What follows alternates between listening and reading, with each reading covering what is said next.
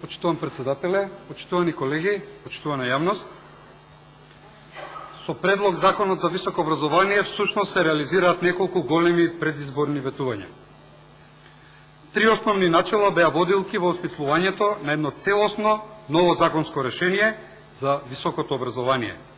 Почитување на автономијата на универзитетот и достоинството на професорите, дизајнирање на нов начин на управување со универзитетот, што ќе овозможи поефикасен и подемократски универзитет и создавање предуслови за решавање на двете суштински прашања во високото образование – квалитетот и финансирањето.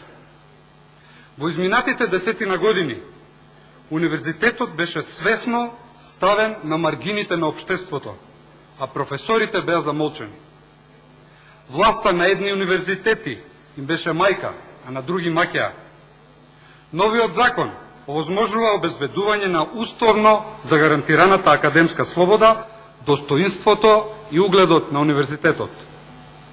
Автономијата на универзитетот е потребна затоа што од автономен универзитет произлегуваат прогресивните општествени промени и хуманистички идеи.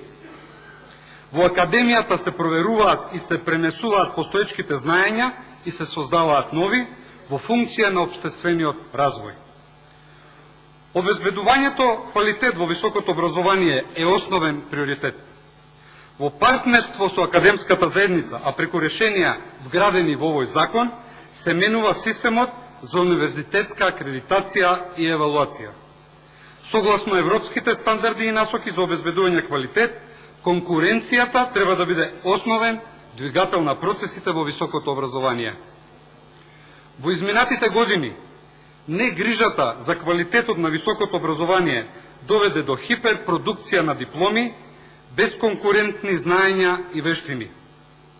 Резултатите од истражувањата подолго време укажуваат на пролонгирано студирање, несоодветно димензиониран наставен процес и просечен квалитет на студии. На овој начин беа оштетени илјадници млади луѓе и нивните семејства.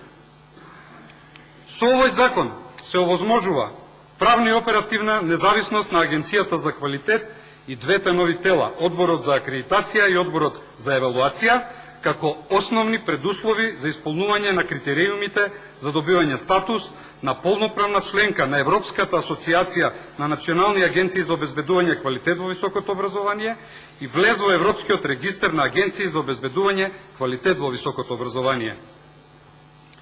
Универзитетите, преку овој закон, во најголем дел им се враќаат на професорите и на студентите, без голема можност за дневно политички влијанија во спроведувањето на нивната наставна, научна и кадровска политика. Време е државните универзитети вистински да се реформираат, но не преку централизација на дејноста и на функциите, туку преку подемократско и потранспарентно управување, преку давање повеќе власт на непосредно засегнатите со процесот на високото образование, а тоа се професорите, нивните матични институти и студентите. Во изминатиот период, новата политичка структура, членови на владата и на собранието, водеа јавен диалог со студентите околу начините за департизација на студентското организирање. Со новите законски решенија ќе се овозможи суштинско учество на студентите во телата на управување на универзитетот и нивно влијание врз прашања од интерес за студентите. Почитувани колеги, почитувана јавност, нема општествен развој без добар универзитет. Нема добар универзитет без мотивирани професори и студенти. Нема мотивирани професори и студенти без слободна мисла и наука. Нема слободна мисла и наука без автономен универзитет. Нема автономија без подемократско управување со универзитетот. А сето ова владата и Министерството за образование и наука го вградиле во овој закон. Затоа овој закон има мојата целосна поддршка. Благодарам.